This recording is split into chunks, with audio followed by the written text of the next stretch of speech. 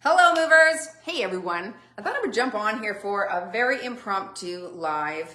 I just finished a training session and at the end I like to have my little chit chat with you all about life and about things that I'm learning. I know a lot of you saw that comment the other day about my gross muscles, which is hilarious to me because again, I know so many of you who are here in this group are trying to increase lean muscle tissue, who are trying to improve your internal health, your metabolic health by lifting weights and eating healthy and moving daily. So I think that's amazing.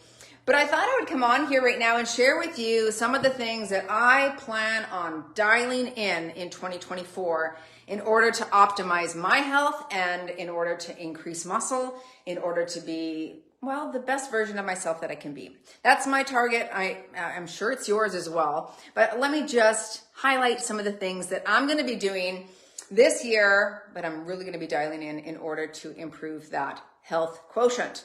Okay, number one, and this is probably as obvious as it gets, is lift weights. I am going to continue with that resistance training come hell or high water, and I'm going to challenge myself to lift as heavy as I can. I recently took a course on lifting weights in menopause and beyond, perimenopause, menopause, and just the importance, the crucialness of bearing weight on those ligaments and joints and making it as challenging for yourself as you can. Because when you push the system for you, when you challenge your system, the system's going to adapt, right? It's going to be accustomed to the weight that you're lifting. So ergo, you need to keep challenging the system or keep pushing the system in order to see some of those gains that you're looking for. So I guess first off, the important thing for all of us is to figure out what our target is. What's your top thing that you want? I'd love to hear in the comments below right now if you want to chime in. Let me know. What's the top thing that you're looking to do to your fitness, wellness, and nutrition this year? What are things that you're looking to improve upon? And so lifting weights is going to be a really important part of that. I think for all of us, it should be. Not only are we bearing weight on those ligaments and joints, but when you lift heavy things, maybe if you're wearing a weighted vest, you pull heavy weights, right? You're increasing that bone density, or you're staving off things like osteoporosis, osteopenia, and of course, sarcopenia, which is the loss of lean muscle tissue. I wrote this the other day. We are losing, after the fourth decade, we're losing 1 to 2% of our lean muscle mass every year. So if you're not doing anything to mitigate that loss, guess what? You're just getting weaker, sister. Let's not do that. Okay, so we have to challenge our muscles in that way. And having a good structure is important. Now, I think a lot of people are like, well, I'm just going to do whatever I feel like. I'm just going to go to the gym, and if I feel like doing this, I'll do that. And that's fine. If you're there moving daily, you're winning as opposed to sitting on the couch. That said, if you want to change your body composition, if you want to sculpt your body in a specific way, you've got to have a specific training protocol. And it's important then to really break down the muscle groups, right? And get some progressive overload on said muscles. So I've said this before, you've probably heard me say this, but volume, the amount of sets that you do on a specific muscle in a given week, right? That's what you need in order to have hypertrophy, which is the increase in muscle size. So we need anywhere between that 10 and 15 sets per week per muscle group in order to have that happen. And if you're like, oh, that's confusing for me, we do have lots of programs that can help you. All you have to do is click on the video, and I'm going to focus on those muscle groups, right? I just put out that How to Build Muscle as You Age 2.0. In the advanced section, it's all exclusive workouts that we use for our members. And this is how I train them in the membership. We have a strength stream, and we divide the muscle into groups and really put a lot of focus, volume on each muscle group. So that's important if you feel like you really want to increase your lean mass.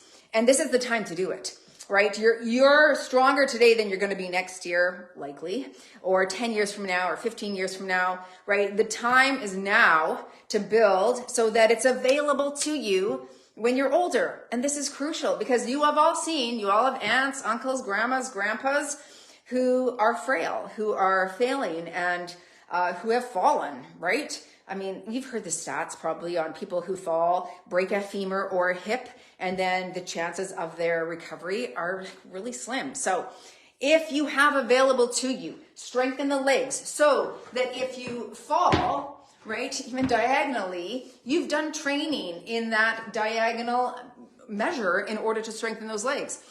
We did this the other day in that jump training. We did some diagonal jump training where literally we jumped to the diagonal and paused to the so we practice this. And why is that important? Well, if you've listened to anything that Dr. Peter Attia has said this last year, is that when you train the eccentric muscles, which are the stopper muscles, right? If you fall, those quads, those hamstrings, the glutes, the stopper muscle needs to be available to you. And so when you train the eccentric phase or the down phase of the muscle, so I propel forward and then I have to control the movement, I'm recruiting more muscle fibers, I'm increasing my strength, and I'm making that muscle available to me if I do have a trip and fall. So brilliant, but if you don't use it, what happens? That's right, you lose it, and we don't want that to happen. Okay, so weights, I'm focusing in on that. Nutrition, this is what I'm dialing in right now. Hi, Delta. Delta was a member for a bit there. Hey, girl. Nutrition. What I'm focusing in on is protein. Okay, I'm maximizing protein for increasing my lean mass.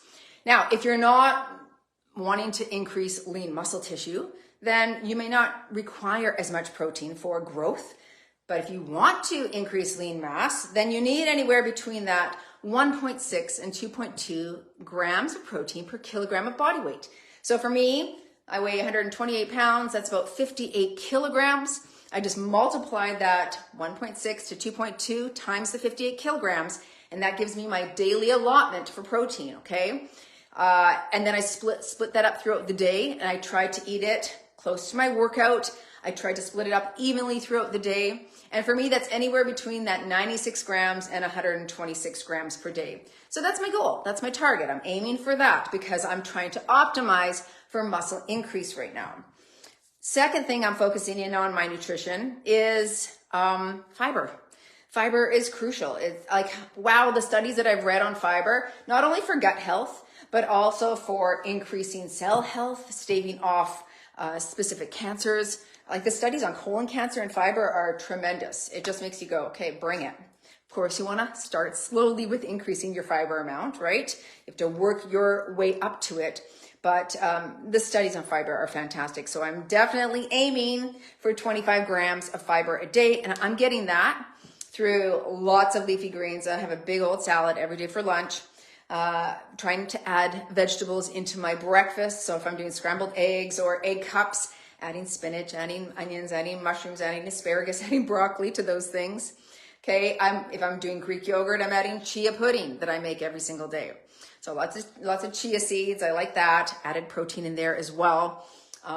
So that's how I'm getting my fiber into my body. Raspberries are one of my go-to for that because they're really high in fiber. Avocado is high in fiber as well. So optimizing for fiber, aiming for that 24 grams. And then that's 25 grams a day. And then another thing that I think is so crucial is really getting rid of the processed foods, right? So having minimally processed foods, and if you have highly processed foods, it's only on a special occasion, if that's something that you really want. But if you can't pick it, chase it, grow it, that means it's probably been processed in some way by man, made in a factory. And then, the things that have been added to it are by and large not wonderful for our overall health.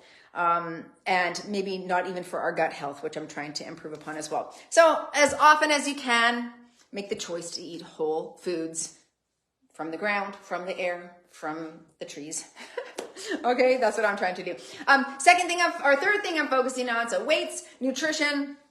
I'm focusing on walking. I just went for a walk with my friends this morning. I am trying my hardest to get outside in the morning for my morning walk to get morning light in my eyes. Of course, most of you have listened to Dr. Andrew Huberman by now, and he goes on about this for the health of setting that circadian rhythm, which will help tremendously in that sleep-wake cycle and your body's digestion. Like the body just kind of flows into that lovely circadian rhythm, and getting morning light in the eyes can really help with that, as well as increase your sleep quotient as well. There's Christina Iandoli. She's also a member. Hello, girl. Okay, so we're walking. The fourth thing I'm focusing on is sleep. And of course, I sleep pretty good. Not all of us do. One of the things that I'm taking for sleep to help improve that is magnesium glycinate. So I do take that. Of course, there's lots of other things to learn about. Listen to Dr. Matt Walker. He's brilliant on this topic. He's like a researcher, scientist who teaches a lot about how to optimize your sleep. And so you're doing cool room, you're going to bed at the same time, you're waking up at the same time, you're not eating 3 hours before bed so that you're not in that digestion stage, right? You're bringing that parasympathetic nervous system into flow, and not increasing insulin right before bed so you don't have this digestion thing going on. So I don't eat 3 hours before bed. I brush and floss my teeth as soon as dinner's done so that I'm not tempted to eat anything else. And sleep is really crucial. So that is dialed in for me, but I want to make sure that I keep that pattern of behavior because I know it's super beneficial. And then 1, 2, 3, 4, 5, the fifth thing that I'm focusing on are proper supplementation. Now, supplements is one of those things that, for myself, if I'm not needing it, if I can get it from whole foods, if I'm getting adequate amounts of minerals and vitamins in my diet, then why supplement? Lots of research has shown optimal amounts of of vitamins and minerals are necessary for certain bodily functions. And so understanding that has led me to supplement with certain things. So personally, I'm supplementing with creatine monohydrate, and I do 5 grams a day of that. You can listen to Dr. Darren Candow. He is a wonderful Canadian researcher who's done a lot of research, years and years of research on this as a supplement, creatine monohydrate. I do have one linked in my Amazon links, which I can post that link underneath this live later if you want to take a look at that. Thorn creatine monohydrate is great. But I take 5 grams a day for myself. And I do that not just for an increase in blood flow to help me with my vascularity and to lift heavier weights so I can increase my lean muscle mass, but it's also super beneficial, as studies have shown, for cognitive functioning and brain health. All those good things as well. I'm sure you've heard about creatine. It's sort of the buzzword right now, but it is one of the most tried and true supplements. It's been in the fitness industry for the better part of 50 years and studied for that long, if not longer. So a great supplement to have. Nice to saturate your system with it, but you can also do that at 3 grams for saturation for the benefits. I'm at 5 grams, so that's what I do. Other supplements that I take I take a greens supplement, which just kind of covers all my bases, like a multivitamin sort of thing. But I mix my creatine right into the greens. I add 5,000 IUs of vitamin D and my omega-3 fish oil. So that, and then my magnesium glycinate, and I take iron because I'm anemic. So those are the things that I'm supplementing with. I don't do collagen. I know a lot of people have asked about collagen before, and not that I'm against it. I just don't do it because there's so many polarizing thoughts about it. I just don't know what to think about it yet. There's too many people saying do it, and then too many people saying it's a scam. So I don't know where I fall, so I fall nowhere. That's the stance I take. I take no stance when I don't know. I will do more research on it. Just right now, I'm happy with the supplementation that I'm taking. People ask, should I supplement with protein? Well, are you getting an adequate amount of protein in with the foods that you eat? If your answer is no, then you can supplement with protein if that, sits well with your stomach. There are different types. I do again recommend some in my Amazon links. I personally take one that's only available in Canada. It's Isosport PVL whey protein, and I just do the natural. But there's other ones listed in my Amazon link, so you can take a look at that ship, around the world. So that's, take a look. 1, 2, 3, 4, 5. The 6th thing that I'm working on is connection. I think it's crucial to work on our well-being and to improve well-being. And every time we have a challenge or with the members, I always say that it's so important to know thyself, which is why at the beginning of any online challenge, we always show our recommended podcast or reading list in order to work on improving yourself and knowing thyself.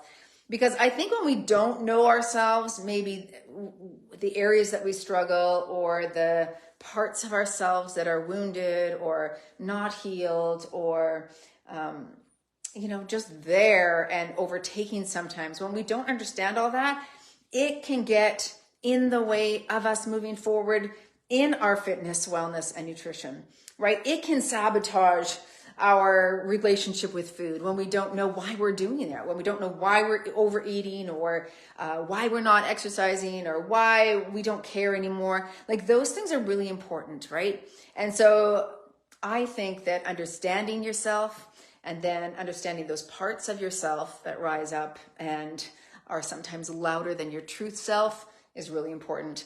Dr. Richard Schwartz's book, No Bad Parts, is a great read to delve into those parts, to have compassion for self, curiosity for self, and just to grow yourself so that you can become all that you want to be. Because you could do nutrition and fitness, but honestly, like who you are as a woman is going to come from those healing moments with your own self. So I think that's a crucial part of that overall package. All right. So that's what I'm working on. I'm working on my resistance training. In nutrition, I'm working on protein, fiber, and minimally processed foods. I'm working on walking every day. I'm working on improving my sleep quotient and optimizing sleep. I'm working on proper supplementation, and I'm working on connection. I would love to hear in the comments below what you're working on. So please do let me know. I'll be taking a look at the comments. Right now, this phone is dumb. I can't see any of the comments on it, which is stupid, but I'll go into the Facebook page and take a look. Thanks for joining, everyone. Hey, and again, so much coaching on how to improve your lean muscle mass is available now in this new program. All exclusive workouts in the advanced part. The beginner part, we use lots of the YouTube videos for beginners, but we've curated them in a way to help you increase lean mass. So again, what I talked about at the beginning, breaking up the muscle groups and making sure that you're optimizing for muscle growth. There's lots of coaching calls in there as well to help you on your journey. So I will link that below. The How to Build Muscle as You Age 2.0 is out. Okay, it came out yesterday, so we encourage you to join that program if you like. You go at your own pace and it's yours to keep forever, and it's only $40. So take a look, download that, get started today, and let's make 2024 an amazing year of growth. All right, thank you. We'll see you later. Go move daily in your fitness, wellness, and nutrition.